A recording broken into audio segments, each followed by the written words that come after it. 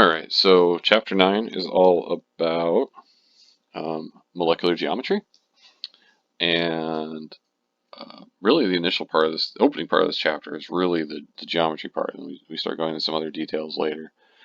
And so what really drives molecular geometry is valence shell electron pair repulsion theory, but chemists are too lazy to say that, clearly, because I already almost messed it up. So we call that Vesper theory. And so what this is the idea that electrons are going to pair. Either you have a lone pair or you have bonding pairs, and so they're paired by spin. So one electron is spin up, one electron is spin down. So they're able to occupy the same sort of area because of that spin pairing that is favorable. But they still have negative charges, and so the groups, the pairs, are going to repel other pairs. So, two bonded groups aren't going to be right next to each other. Those negative charges, those electrons, are going to drive them apart. And so they're going to spread out as much as possible in 3D space.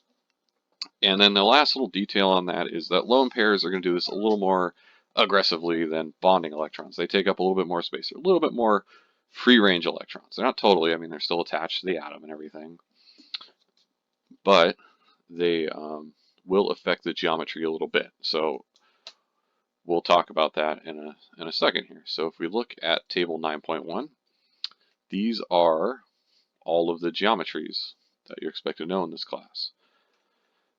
This SN3, SN equals 4, 5, SN means steric number, and what it really means is how many electron groups are around the central atom.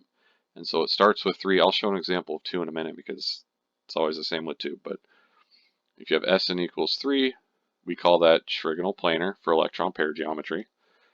And whether there's a lone pair or not, the electron pair geometry is the same because there's just 3 electron groups. The electron groups are going to spread out.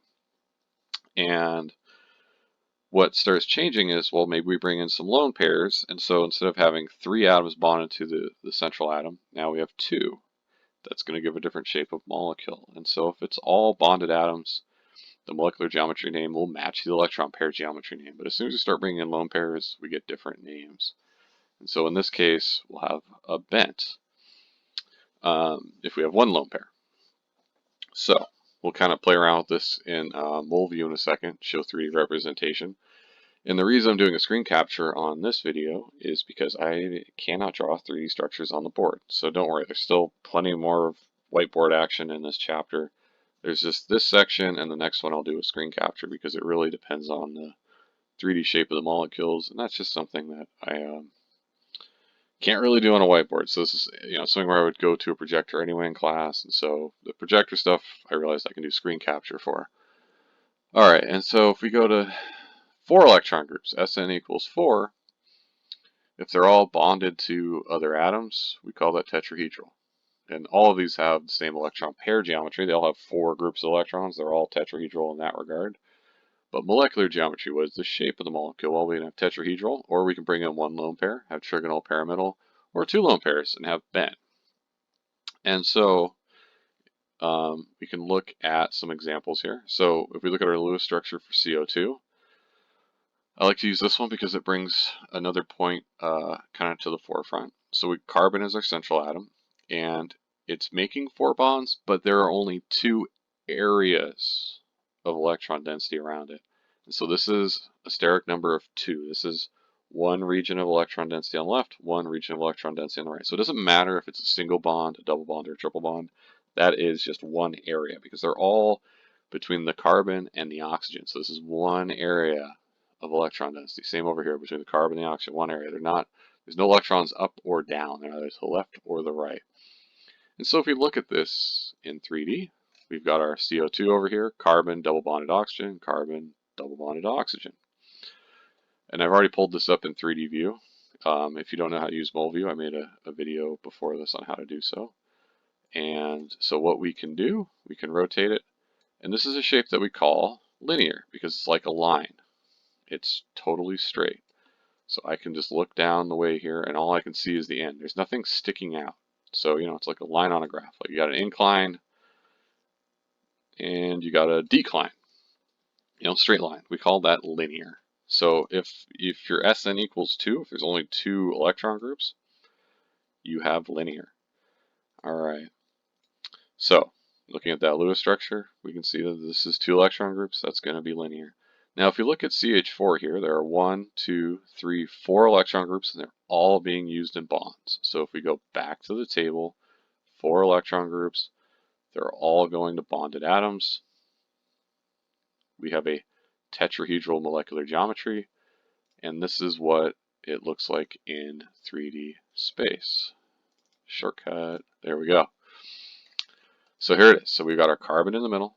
We've got 1, 2, 3, 4 hydrogens around it, but you can see they're not just like up, down, left, right. They're spreading out in 3D space, not 2D space. So they're not 90 degrees apart.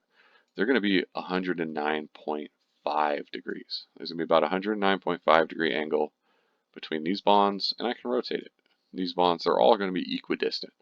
And they're just as far apart as they can get. So they're a little bit, they hang down a little bit. They're not flat. They go below the carbon here. One goes straight up. And I can rotate, and they're all the same angle. It's totally symmetric. And so this is what tetrahedral looks like.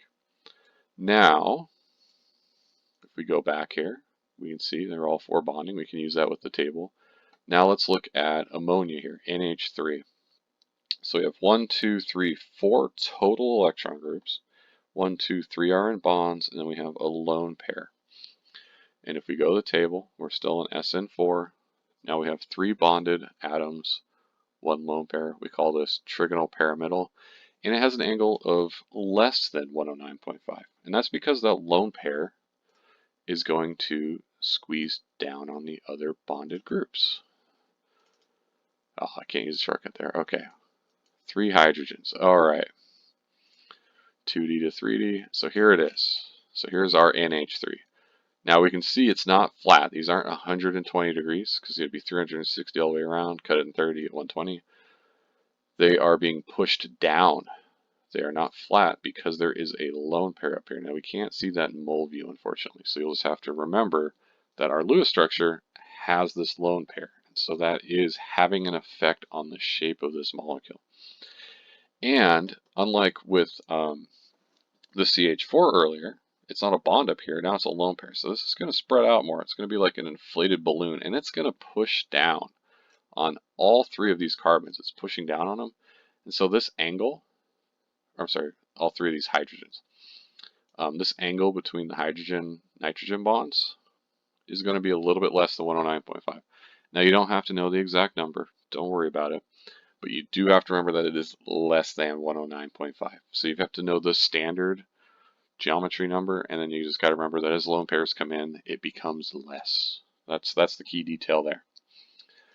And so it's going to squeeze in a little bit. And now if we look at water, H2O here, the oxygen is going to have 2 lone pairs, and then there is a bond to a hydrogen and a bond to a second hydrogen. So we are still at a steric number of 4. There are still 4 electron groups. This one's pretty small, so we'll zoom in. And you can see that the hydrogens aren't directly across from each other. It's not linear. It's not like the CO2 because there are 2 lone pairs that we're not seeing here that are pushing down on these bonds. And again, it would be 109.5, except the lone pairs have a little more push to them, and so it's going to be less than 109.5. And it's actually going to have a smaller bond angle than the NH3 did earlier because it has 2 lone pairs, so they're going to push even harder. And it's like a spring, so it's not like a direct relationship, but it will be an even smaller bond angle. It'll shrink, another fraction of a degree or something. And you don't have to memorize the exact bond angle in water here. But you just have to remember that it is less than 109.5, same as before. And so you are expected to know all of these geometries, both molecular and electron pair. Again, electron pair is pretty easy. I would start there. If you have 3 groups, what is it? 4 groups, tetrahedral. 5 groups, trigonal bipyramidal. I'll draw one of those in a second as an example. 6 octahedral.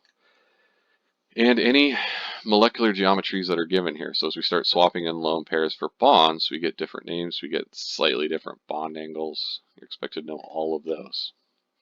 And you're expected to be able to figure them out from a Lewis structure. And on top of that, you're expected to be able to figure out a Lewis structure from the formula. So technically, you should be able to figure out the molecular geometry just from the formula now. That's how far we've advanced. Now let's look at another one here. Let's clear this out. Let's go into a situation now where we have an expanded octet. So SN3, well, that would be steric number of 3 electron groups. That would be a deficient octet. So that might be something like boron or a metal that just happens to make a covalent compound, which should seem weird. That's okay. It should be weird. It breaks the kind of normal trends we're used to. Steric number of 4 is very important. That's a normal octet. So anything that's a non-metal that's not having an expanded octet, you're going to see a tetrahedral electron pair geometry. It is also known as electronic geometry if you see that term anywhere. And then the molecular geometries fall out thusly from there. So when you see a 5 or 6 electron pair groups, that means we're dealing with an expanded octet. That means we're getting outside of our normal comfort zone a little bit maybe. And so maybe something like PCl5 is kind of a classic. Alright, we'll put that in a 3D. And so what we have here, let me rotate it the way I like to look at it here. There we go. Got a phosphorus with 5 bonded atoms. There's 5 electron groups. No lone pairs on this. These are all bonded. So this is a trigonal bipyramidal electronic geometry and a trigonal bipyramidal molecular geometry. We call it trigonal bipyramidal because if you were to connect between these atoms, make a little invisible line here, you would get a 3-sided pyramid on top, and you could do the same on the bottom. You get a 3-sided pyramid on the bottom. So it's trigonal bipyramidal. If you look at it this way, so you can see that there's kind of a belt, that's how I like to describe it, of 3 bonded chlorines here. They are all flat with respect to each other. And then 90 degrees off of that, this 90-degree angle right here, we have one that's up, and 90 degrees we have another that's down. So we have this kind of flat orientation, and then these 2 that are 90 degrees from it. And that is how you get 5 groups to spread out as much as possible in 3D space. So this is what happens. Now if we were to start swapping in lone pairs, we'd swap one in here because we try to get as much space on the lone pair as possible. And so it would squeeze this 90-degree angle down, and it would squeeze this 120-degree angle down, because this is going to be 120 degrees right here. So lone pairs will start squeezing. Now if we get 2 lone pairs, okay, so now if we get 2 lone pairs, we'll have them on this belt. And so that's going to give us what's called T-shaped, because all we have left is this T. And this bond angle, these will squeeze down a little bit, and so it'll be less than 90 degrees. That's what we're looking at there. Alright, and if we add a 3rd electron group, then they switch the lone pairs into this belt here, and we would be left with just a linear molecule because we just have these straight across pieces. But essentially, to kind of rewind here, make sure it's clear what's expected of you with this. You've got to know the names in this table. You've got to know these bond angles, and you've got to be able to figure this out from a Lewis structure or a formula that can get you to a Lewis structure. Now the molecule lab, or the molecular modeling lab, you'll use the software to help you out, but you'll want to make sure that you're comfortable with the Lewis dots and going to this table and figuring out what stuff is and remembering what these names are. So the exam will be open note, open book, so make sure you know how to use the table. You don't have to memorize this stuff, but you do have to understand why this is less than 109.5 here, for example, versus 109.5. Why are these angles shrinking? Why are these shapes happening? It's these groups spreading out as much as possible. And then, if you've got a Lewis structure, how do you convert that Lewis structure into the usable information you need to find your spot on the table and get the data that you need, get the information that you need. So that's what you want to do with this. And feel free to, play around with the molecule builder all you want. We'll do one more here just for fun. We'll do sulfur hexafluoride. I think that's good. Yep, that's 6. Alright, let's put it in 3D. So this is what octahedral looks like. It looks a lot like trigonal pyramidal. except now the belt has 4. You know, everything is 90 degrees. All right, so that's octahedral. And again, we can start swapping lone pairs on there and getting different molecular geometries. But I think you guys got the hang of that now. So, again, this is a very important idea. These electron groups are repelling each other. All of these are pairs of electrons. Everything we're dealing with, 2 electrons at a time. And being able to convert that information onto this table to see the shape. And then if you're curious what it looks like, fire up MoleView. Take a look. See what it looks like. You know, spin around 3D. Take a look here. This is great. Like, I can't do this on a whiteboard, so that's why I'm capturing here. All right. So have fun and enjoy.